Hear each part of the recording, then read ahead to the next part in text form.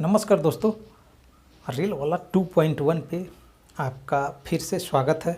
और चलिए, जैसा कि साइंस का लगातार वीडियो हमारे चैनल पे अपलोड किया जा रहा है, तो उसी सीरीज को आगे बढ़ाते हुए हम आज फिर से हाजिर हैं। और इस वीडियो में हम बल के ही कुछ पार्ट बच गए थे, अपकेंद्रीय बल और अभिकेंद्रीय बल। क्या है? अपकेंद्रीय बल और अभिकेंद्रीय बल।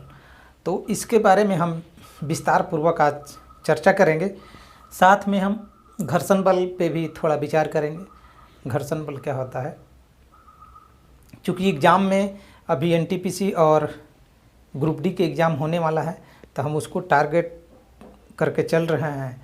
और उसमें इस चैप्टर से बहुत सारे प्रश्न पूछे जाते हैं, तो हम आपको बारी बारी से एक एक टॉपिक को क्लियर कर रहे हैं। तो आप ध्यान से इसे देखें, 1 से 2 बार देखें और कॉन्सेप्ट को क्लियर करें, ताकि आपके एग्ज़ाम में ऑब्जेक्टिव आए या न्यूमेरिकल वगैरह आए तो इस पे आप बना सकते हैं। तो चलिए वीडियो को शुरू करते हैं। और सबसे पहले हम देखते हैं क्या अभिकेंद्रीय बल क्या है। अभिकेंद्रीय बल आपको एग्जाम्पल के थ्रू मैं शुरू करता हूं। जैसा कि आपने मौत के कुआं देखा होगा, आप लोगों ने बचपन में मेले में घूमने के लिए गए होंगे, तो वहाँ पे मौत के कुआं देखा होगा कि मौत के कुआं में किस तरह से गाड़ी वो चलती है, दीवार पे गाड़ी चलती है। और उसको आसानी से जो चालक होता है वो बाइक को बहुत तेज़ी से चलाता है, कहीं कहीं कार को भी तेज़ी से चलाता है। तो ऐसा क्यों होता है? हम लोग सोचते रह जाते हैं कि आम लोग नहीं चला पाता है, और वो क्या है कि दीवार पे गाड़ी को चलाता है। यानी कुआं जैसा जो दीवार बना रहता है चारों तरफ से, उस पर वो आसानी से गाड़ी को चला पाता है। तो ये सब अभिकेंद्रीय बल के कारण ही हो पाता है। यदि अभिकेंद्रीय बल कार्य न करे तो वो क्या होगा कि अचानक गाड़ी गिर जाएगी। तो देखे होंगे कि आप उसका जो कुएं का जो दीवार है वो कुछ इस तरह से डिजाइन किया हुआ रहता है। सॉरी,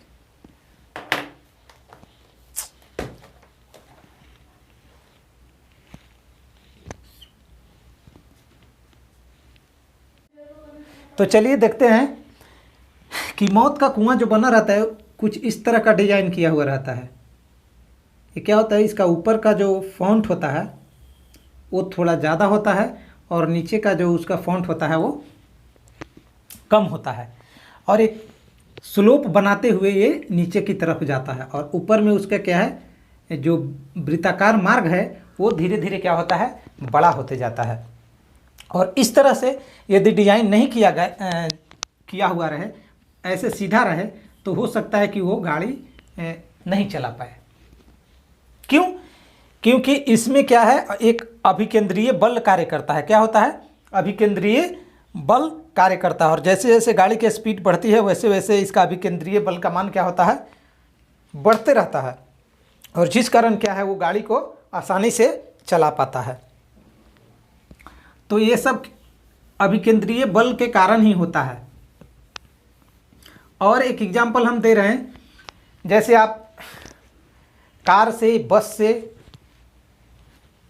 ट्रेवल कर रहे होंगे, तो पहाड़ों पे जब गाड़ी चढ़ती है, किसी हाइट पे चढ़ती है या तीखा मोड़ आता है, तो वहाँ पे क्या किया जाता है कि उस रोड जो होता है में स्लोप दिया हुआ रहता है, ढाल दिया हुआ रहता है। क्या है, ऐसे करके मान लिया ये रोड है, यहाँ पे गोलाई है, तो ये ढाल दिया हुआ रहता है।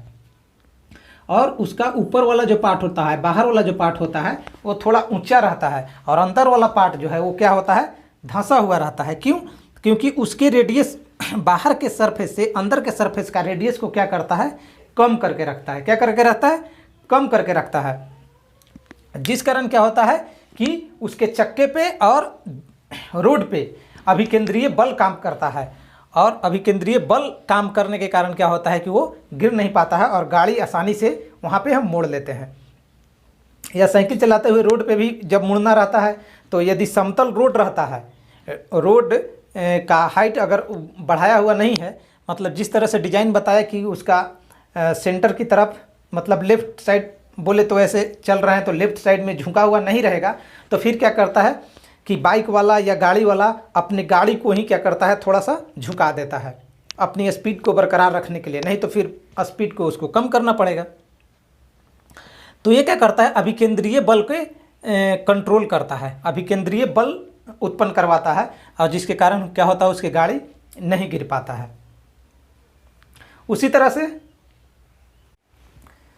तो सॉरी लाइट चला गया था, असुविधा के लिए खेद है। तो क्या हम बता रहे थे कि रोड पे चलते समय झुकना पड़ता है उसको, यदि उसमें स्लोप नहीं दिया गया है तो मोड़ पे। दूसरा, बचपन में आप लोगों ने ऐसा किया हुआ, डोरी के डोरी में एक पत्थर को बांध के ऐसे ऐसे हाथों से क्या करते थे, घुमाया करते थे। क्या करते थे, घुमाते थे। इस पिक्चर में जैसा देख रहे हैं, एक बच्चा है, ये डोरी में हाथ को ऐसे गोल गोल घुमा रहा है। तो क्या होता था कि जब तक घूमते रहता था, वो पत्थर को जब तक घुमाते थे तो डोरी क्या होता था, तना हुआ रहता था, यानी कि सीधा गति करते रहता था। और जैसे ही घुमाना बंद कर देते थे, अचानक वो डोरी पत्थर नीचे की तरफ गिर जाता था।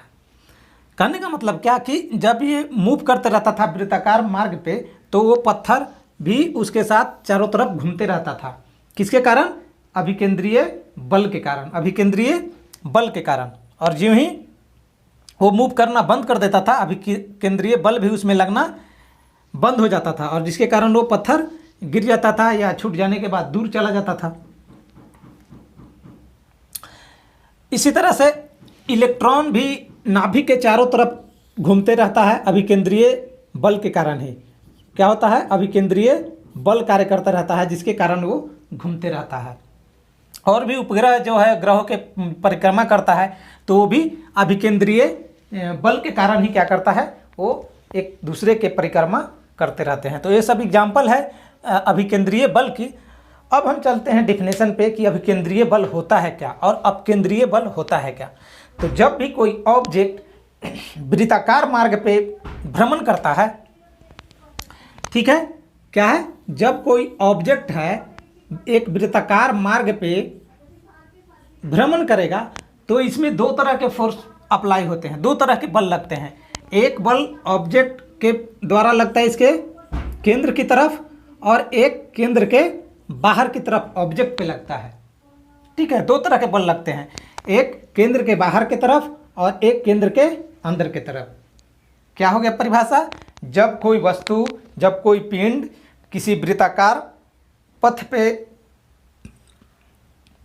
गति करता है, तो उस वस्तु द्वारा केंद्र के तरफ एक बल लगाया जाता है, या बल की अनुभूति होता है, और एक बल केंद्र के बाहर की तरफ भी कार्यरत होता है, जो उस वस्तु को वृत्ताकार पथ पे गति करने के लिए उपयुक्त होता है। इस बल को हम क्या बोलेंगे, केंद्र के अंदर की तरफ जो बल लगता है उसको अभिकेंद्रीय बल बोलेंगे। क्या बोलेंगे, अभिकेंद्रीय बल बोलेंगे। जब वृत्ताकार पथ पे कोई ऑब्जेक्ट चलेगा, तो ऑब्जेक्ट द्वारा वृत्त के केंद्र के तरफ जो बल लगेगा वो क्या होगा, अभिकेंद्रीय बल होगा। और केंद्र के बाहर के तरफ जो ऑब्जेक्ट पे बल लगेगा वो क्या हो जाएगा, अपकेंद्रीय बल होगा। क्या होगा, अपकेंद्रीय बल हो जाएगा। अपकेंद्रीय बल में जैसे देखेंगे क्या, जैसे वॉशिंग मशीन होता है, कपड़ा उसमें सूख जाता है, तो उसमें एक फोर्स लगता है जो उसके चारों तरफ क्या करता है, घुमाते रहता है, यहाँ नहीं रख के इसके बाहर के तरफ भेज के चारों तरफ घुमाते रहता है, और जिसके कारण वो साफ होता है या सूख जाता है। उसी तरह से क्रीम निकालने वाला, दूध जो हम लोग पीते हैं उसका क्रीम निकाला हुआ रहता है, लिखा हुआ रहता है फुल क्रीम और 50% क्रीम या 10% क्रीम।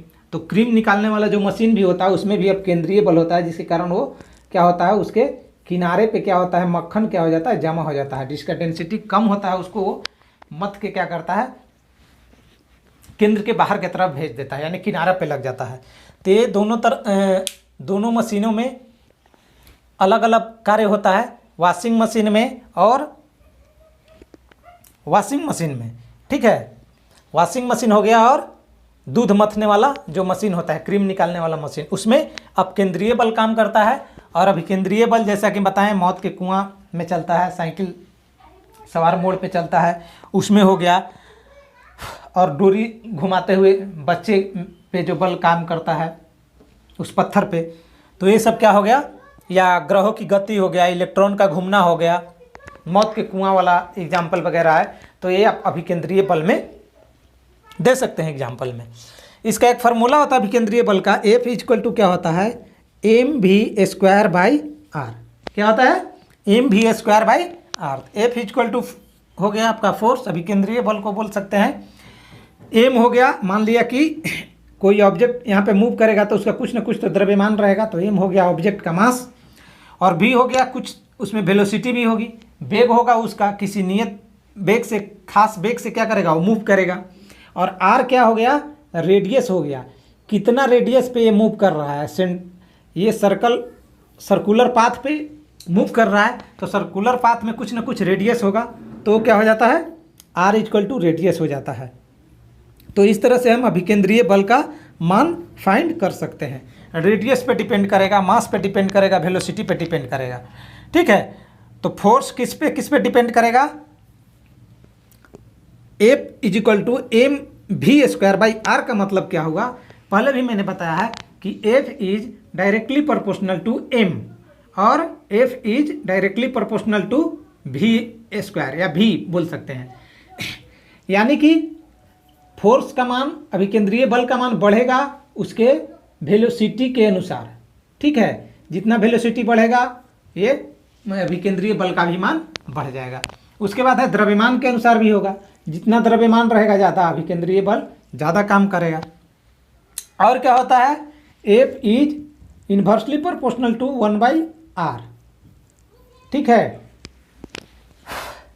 तो इसमें क्या हो जाएगा कि F का वैल्यू बढ़ेगा तो R का वैल्यू क्या होगा, घटेगा। क्या होगा, F एक बढ़ेगा तो एक घटेगा, R बढ़ेगा तो F घटेगा।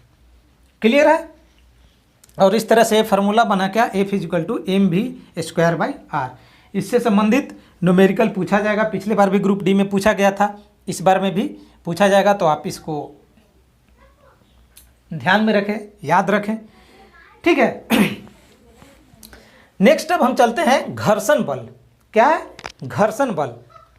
घर्षण बल क्या होता है, तो कोई भी ऑब्जेक्ट या तो वो समतल पे या लुढ़क रहा है, तो ठीक है, किसी न किसी तरह से वो गतिमान है, किसी पथ पे गतिमान है, तो जिस तरफ फोर्स हम अप्लाई करते हैं उसको गतिमान करने के लिए उसके अपोजिट साइड में एक बल काम करता है, जो क्या करता है कि उस वस्तु को आगे बढ़ने में बाधा पहुंचाता है। ठीक है, क्या पहुंचाता है, बाधा पहुंचाता है। और उस बल को ही क्या बोलते हैं हम, घर्षण बल बोलते हैं। क्या बोलते हैं, घर्षण बल बोलते हैं। घर्षण बल का बहुत ही महत्वपूर्ण रोल है। ठीक है, कहीं कहीं घर्षण बल लाभकारी हो जाता है और कहीं कहीं घर्षण बल हानिकारक हो जाता है। जैसे सीढ़ी वगैरह बनाते हैं तो उसमें स्क्रैचेज दे देते हैं सीढ़ी में, क्यों भाई, कि वो फिसले नहीं, तो वहाँ पे क्या हो जाता है, घर्षण बल लाभकारी हो जाता है। ठीक है, और कहीं कहीं घर्षण बल क्या हो जाता है, हानिकारक हो जाता है, कि गाड़ी को बढ़ने नहीं देता है, आगे की तरफ बढ़ने नहीं देता है, बहुत ज़्यादा बल अप्लाई करना पड़ता है यदि घर्षण बल वहाँ पे ज़्यादा हो जाता है। तो इस तरह से घर्षण बल का लाभ भी है और हानि भी है। घर्षण बल जो बल अप्लाई करते हैं उसके अपोजिट डायरेक्शन में लगता है, ये आपको याद रखना है। ठीक है, किसी वस्तु की सतह के बीच लगने वाला बल जो वस्तु के गति का विरोध करता है और अपोजिट डायरेक्शन में लगता है उसे घर्षण बल कहते हैं। यह बल के विपरीत दिशा में कार्य करता है। क्लियर हो गया। अब यहाँ पे आते हैं सीमांत घर्षण। सीमांत घर्षण क्या होता है, बहुत ही इंपॉर्टेंट है, बहुत लोग नहीं जानते होंगे। सीमांत से समझेंगे, सीमा अंत। क्या है, सीमा अंत, जहाँ पे घर्षण बल का सीमा अंत हो जाता है। ठीक है, जहाँ पे घर्षण बल का सीमा अंत हो जाता है। कभी कभी देखते हैं हम कि बल को अप्लाई करते हैं, किसी ऑब्जेक्ट को धक्का देते हैं, लेकिन घर्षण बल के कारण वो ज़मीन में चिपकी हुई रहती है और उसको हम धक्का दे के मूव नहीं कर पाते हैं। ठीक है, फिर क्या करते हैं, फिर से जोर लगाते हैं, फिर से जोर लगाते हैं, और लास्टली में मतलब जोर लगाते लगाते जब लास्ट जोर लगता है, लास्ट बल को अप्लाई करते हैं, तो वस्तु क्या होती है, एक जगह से दूसरी जगह मूव कर जाती है, यानी कि खिसक जाती है। तो ये अंतिम में जो बल लगाएं, लास्ट तक जो बल लगाएं और जिसके कारण ऑब्जेक्ट मूव हो गया, तो उस बल को हम क्या बोल देंगे, सीमांत घर्षण बोलेंगे। क्या बोलेंगे, सीमांत घर्षण। यानी कि जहाँ पे घर्षण बल का सीमा अंत हो गया, क्या हो गया, अंत हो गया, वो चाह के भी वस्तु को अपोज नहीं कर पाई, रोक नहीं पाई, और अंततः वस्तु क्या हो गई, मूव कर गई बल, लास्ट बल प्रयोग करने के बाद। तो इस तरह के बल को हम क्या बोलेंगे, सीमांत घर्षण बोलेंगे। क्या बोलेंगे, सीमांत घर्षण बल बोलेंगे। क्लियर है, बहुत इंपॉर्टेंट था जानना। उसके बाद है लोटनिक घर्षण बल। ठीक है, लोटनिक घर्षण बल, सर्पी घर्षण बल और स्थैतिक घर्षण बल। तो लोटनिक घर्षण बल क्या होता है, तो लोटनिक घर्षण बल हम बोलेंगे, लोटनिक का मतलब होता है लुढ़कना। क्या होता है, लुढ़कना। देखते हैं बच्चों एक झूला झूलता है स्कूल वगैरह में, नर्सरी क्लास के बच्चे के स्कूल में लगाया हो रहता है, इस तरह से लुढ़कने वाला। यहाँ पे बैठता है बच्चा, लुढ़कते लुढ़कते नीचे आ जाता है।